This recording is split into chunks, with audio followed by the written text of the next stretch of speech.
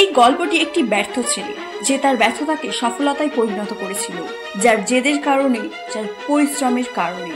গল্পটি একটি ক্লাসের লাস্ট বয়ের, যে ক্লাসের লাস্ট থেকে পুরো বোর্ডের প্রথম স্থান অধিকার করেছিল কেবলমাত্র তার পরিশ্রমের কারণে। এই ভিডিওটি বিশেষ করে তাদের জন্য যারা কোনো কিছুতে ব্যর্থ হওয়ার পরে নানান এক্সকিউজ দিয়ে থাকে যে আমার দ্বারা হবে না, আমার ভাগ্যটাই খারাপ, আমার ভাগ্যেই নেই, এবং সহজেই হাল ছেড়ে দিয়ে থাকে। এই ভিডিওটা পুরো দেখলে নিশ্চয়ই তোমাদের চিন্তা ভাবনা বদলে যেতে পারে। এই ভিডিওটি তোমাদেরকে সফল হতে অনেক বেশি অনুপ্রাণিত করতে পারে, তাই ভিডিওটি শেষ পর্যন্ত দেখতে থাকো। Hey guys, welcome back to my channel. Hope you all are doing great. So let's start the video. ভালো ছাত্র, জিনিয়াস, এই মন গড়া ভ্রান্ত ধারণাগুলো এখনো কেন প্রচলিত আছে তা আমি জানি না। আমি একটি স্বনামধন্য ক্যাডেট কলেজের ক্লাসের দ্বিতীয় শেষ ছাত্র ছিলাম। ক্লাস 8 থেকে 9-এ ওঠার সময় অঙ্কে 12, বিজ্ঞানে 17 আর ইংরেজিতে 23 পেয়েছিলাম। আমার পরে যে ছেলে ছিল সে পরীক্ষায় দিতে পারেনি অসুস্থতার কারণে, নইলে আমিই শেষ হতাম। ক্যাডেট কলেজে খারাপ রেজাল্টের যে কি পরিমাণ অপমান তা একমাত্র ভুক্তভোগীরাই জানে। আমার কারণে পুরো ক্লাসের সামগ্রিক ফল খারাপ হলো। সিনিয়ররা র্যাগিং করলো, বন্ধুরা তিরস্কার করলো, আর কলেজ কর্তৃপক্ষ করলো অপমানের চূড়ান্ত। কলেজ থেকে বের না করে দিলেও আমাকে সায়েন্স গ্রুপ থেকে বাদ দিয়ে দেয়, জোর করে আর্টস দিয়ে দিল।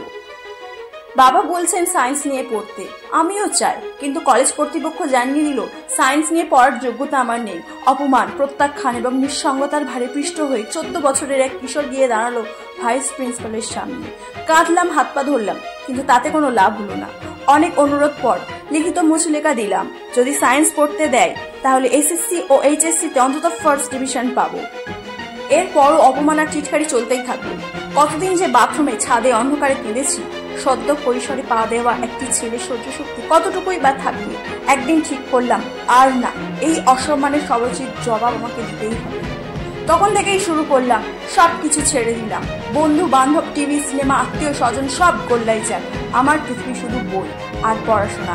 কি আছে এর মধ্যে সেটা জানার জন্য পাগল হয়ে উঠলাম। অপমানের প্রতিশোধ নেওয়ার জন্য বাংলার নোট তৈরি করলাম, বিশ্বভারতীর বই ঘেঁটে। অঙ্কের পারমুটেশন, কম্বিনেশন, ইন্টারপ্রিটেশন কিভাবে বাস্তবে কাজ করে তা বুঝতে লাইব্রেরিতে কাটলাম ঘন্টার পর ঘন্টা। ইংরেজি কবিতার কবির রচনা উঁচু ক্লাসের সমালোচনা করলাম, শুধুমাত্র একটি প্রশ্নের উত্তর তৈরি করলাম। 4 বছর ধরে প্রতিদিন 14 থেকে 16 ঘন্টা কেটেছে বই, রেফারেন্স আর খাতার সঙ্গে। এমনকি ছুটির দিনও আমার সময় কেটেছে পড়াশোনার টেবিলে। বাবা মা বলতেন এইবার থাম, আর বন্ধুরা বলতো তুই মারা যাবি, কিন্তু আমার লক্ষ্য পরিষ্কার ছিল, অপমানের দাঁত ভাঙা জবাব দিতে হবে। ইন্টারমিডিয়েটের 2 বছরে আমি এইচএসসি সিলেবাস শেষ করেছি 7 বার। বিশ্বাস না হলে আমার কিছু করার নেই। অবশেষে এলো সেই মহেন্দ্রক্ষণ। আমার এইচএসসি পরীক্ষার ফল প্রকাশ হলো। ক্লাসের দ্বিতীয় শেষ ছাত্র, অঙ্কে 12, সায়েন্সের গ্রুপের অযোগ্য বলা সেই ছেলেটি মেধা তালিকায় পুরো বোর্ডের প্রথম। 1.5 লক্ষাধিক শিক্ষার্থীর মধ্যে প্রথম। প্রধানমন্ত্রী ডাকলেন, টিভিতে সাক্ষাৎ, পত্রিকায় ছবি ছাপা হলো। এটা ছিল আমার মিষ্টি প্রতিশোধ। এরপর আর পেছন ফিরে তাকাইনি।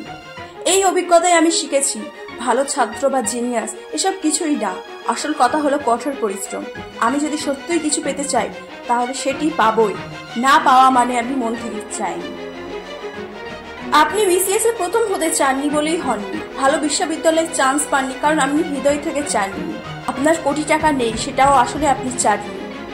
আমরা সাফল্যের ফলটা দেখি, কিন্তু এর পেছনের শ্রম, ত্যাগ, কষ্ট এসব দেখি না। যদি কিছু পেতে চান তবে সেটা পাওয়ার জন্য পাগলের মতো চেষ্টা করুন। দ্বিতীয় কোনো বিকল্প রাখবেন না। ব্যর্থতা গ্রহণযোগ্য নয়। সফল হন, নতুবা চেষ্টা করতে হারিয়ে যান। সৃষ্টিকর্তা আমাদের শ্রেষ্ঠ জীব হিসেবে সৃষ্টি করেছেন, আমাদের চেয়ে শক্তিশালী কেউ নেই, আর শ্রেষ্ঠ জীব কখনো হারতে পারে না। বন্ধুরা, এই গল্প থেকে আমরা এটাই শিখেছি যে ব্যর্থতা বলে কিছুই নেই। আমরা যদি মন থেকে চাই এবং সেটার জন্য যদি চেষ্টা করেই যাই তাহলে আমরা নিশ্চয়ই সফল হব। যদি একবার ব্যর্থ হয়েছি বলে হাল ছেড়ে দিয়ে থাকি আর ভাবতে থাকি যে আরে এটা তো আমাদের ভাগ্যেই নেই, এটা হয়তো আমার দ্বারা হবে না, তাহলে কখনোই সফল হওয়া যায় না। যে কঠোর পরিশ্রম করে শেষ পর্যন্ত চেষ্টা করতে থাকে সে ইনশাআল্লাহ সফল হয়ে থাকে।